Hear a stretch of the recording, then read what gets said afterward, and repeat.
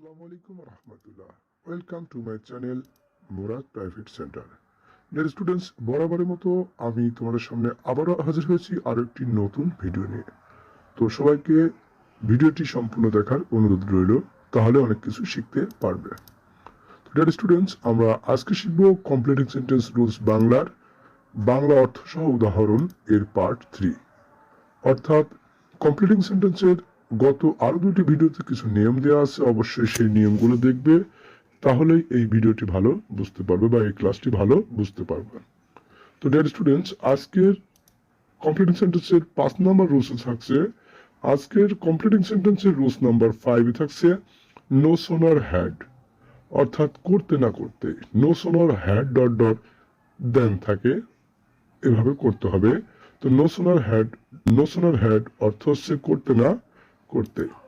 তো no sooner had এর পরে subject plus V3 plus object এবং দেন থাকার পরে বা বিফোর থাকার পরে বাক্যটি হবে পাস্ট ইনডিফিনিট টেন্স। অর্থাৎ রুলস নাম্বার 5 আমরা শিখছি নো সোনার হ্যাড অর্থাৎ করতে না করতে।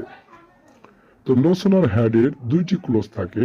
তো আমাদের মনে রাখতে হবে নো সোনার হ্যাড এর পর একটি ক্লোজ, তারপর দেন বা বিফোর এবং তারপরে আরেকটি ক্লোজ থাকবে।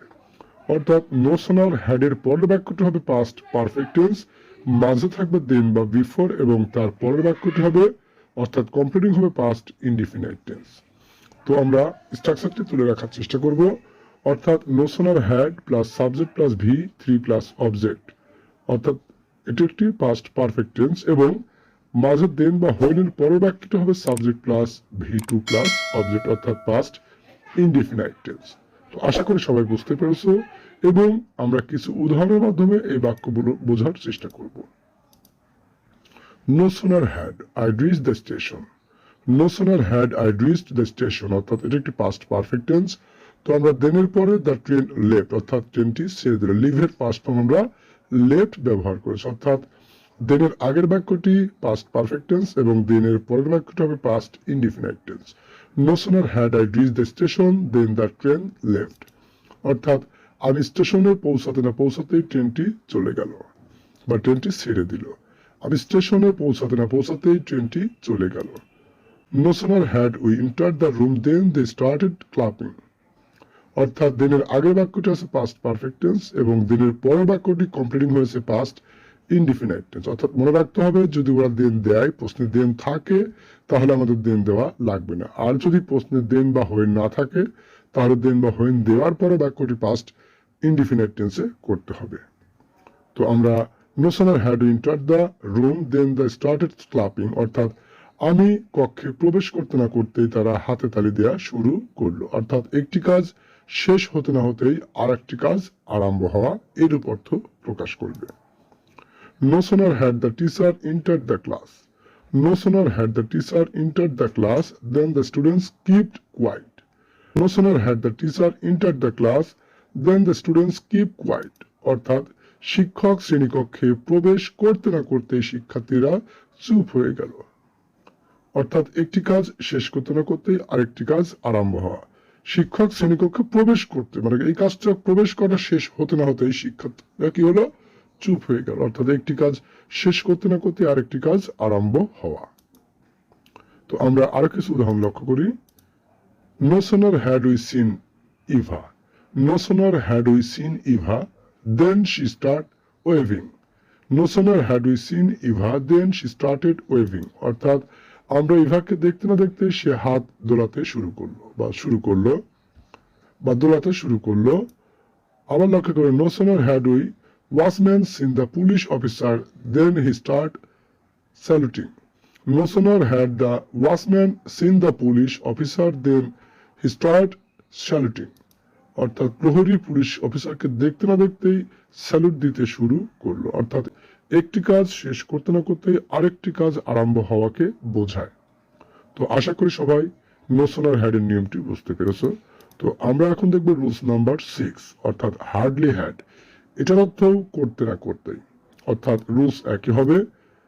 Hardly had the teacher entered the classroom when the students keep quite, অর্থাৎ আমরা নো সোনারের যে স্ট্রাকচারটি লিখেছিলাম এখানে কিন্তু সেই একই স্ট্রাকচারটি হবে।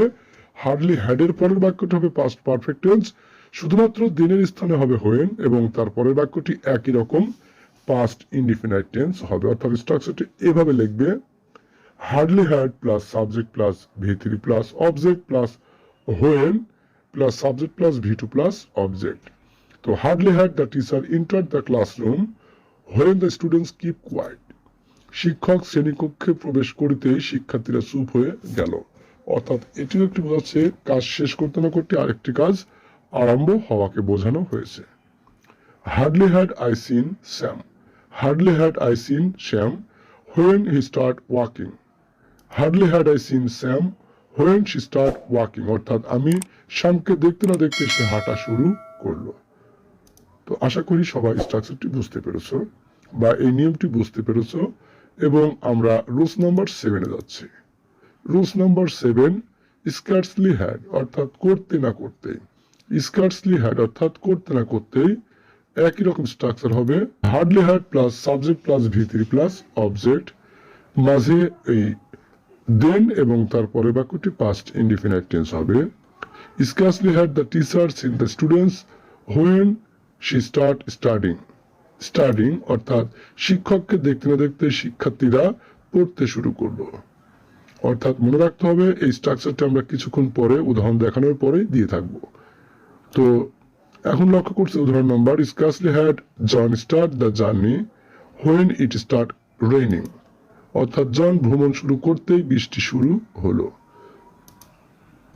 আমরা এখন স্ট্রাকচারটি দেখতে পারছি। তো ইনশাআল্লাহ স্ট্রাকচার 3টি আমরা তুলে রাখবো। তো আমরা মনে রাখবো no sooner had dot dot then, scarcely had dot dot when, hardly had dot dot when, অর্থাৎ 3টি রুলসই কিন্তু একই রুলসে কাজ করবে। আমি তোমাদের বোঝানোর ক্ষেত্রে বাক্যটিকে বা স্ট্রাকচারটিকে আলাদা আলাদা করে দেখানোর চেষ্টা করেছি। তো আমরা এবার এট এ গ্লান্স অর্থাৎ একবারে দেখার চেষ্টা করি। Scarcely had dot dot when, hardly had dot dot when, no sooner had dot dot then. এই দুই বাক্যের মাঝের ক্লোজটি বা এই no sooner had, hardly had বা স্কার্টসলি হ্যাড এর পরের বাক্যটি হবে পাস্ট পারফেক্ট টেন্স, মাঝে দেন বা হোয়েন, অর্থাৎ নো সোনার থাকলে দেন, স্কার্টসলি হ্যাড বা হার্ডলি হ্যাড থাকলে হোয়েন, এবং তার পরের বাক্যটি বা কমপ্লিটিং সেন্টেন্সটি হবে পাস্ট ইনডিফিনাইট টেন্স। তো যদি আমরা এখন লক্ষ্য করি, no sooner had John start the journey then it start raining, অর্থাৎ একই রকম, শুধুমাত্র নো সোনার হ্যাড আর হোয়েনটা পরিবর্তন করলাম। No sooner had John start the journey when it start raining, John ভ্রমণ শুরু করতে না করতে বৃষ্টি শুরু হলো। আবার যদি এটাকে এভাবে সাজাই, hardly had John start the journey when it start raining, অর্থাৎ জন ভ্রমণ শুরু করতে বৃষ্টি শুরু হলো। একটু বাংলা পরিবর্তন করছি আমরা। No sooner had dot dot দেন, একই রুলসে করি, no sooner had John start the journey when it start raining, ভুল বলেছে, then it start raining. No sooner had John start the journey then it start raining, অর্থাৎ John ভ্রমণ শুরু করতে না করতেই বৃষ্টি শুরু হলো। তো আশা করি সবাই এই স্ট্রাকচারটি বুঝতে পেরেছি, এবং আমরা এইচএসসি বা এসএসসি পরীক্ষাতে যে কমপ্লিটিং সেন্টেন্স আছে সেই কমপ্লিটিং সেন্টেন্সটি আমরা এই রুলস অনুযায়ী করার চেষ্টা করব, তাহলে আমাদের কমপ্লিটিং সেন্টেন্সে কোনো বাধা থাকবে না। তো আমরা অধিকাংশ ছাত্রছাত্রী কিন্তু কমপ্লিটিং সেন্টেন্স নিয়ে ভয় থাকি। তো আমরা যদি আমাদের এই ক্রমান্বয়ে বা যথাক্রমে এই রুলসগুলো শিখতে থাকি, তাহলে কিন্তু আমাদের কমপ্লিটিং সেন্টেন্সের বাধাগুলো দূর হয়ে যাবে। তো ডিয়ার স্টুডেন্টস, তোমরা যদি আমার এই ভিডিওটি ভালো লেগে থাকে তাহলে অবশ্যই আমার এই চ্যানেলটিকে সাবস্ক্রাইব করবে। Thanks for watching, don't forget to subscribe my channel. শিক্ষার্থীরা অন্যান্য বিষয়ের নোট ও সাজেশন পেতে আমাদের ইউটিউব চ্যানেলটি সাবস্ক্রাইব করতে পারো। ধন্যবাদ সবাইকে।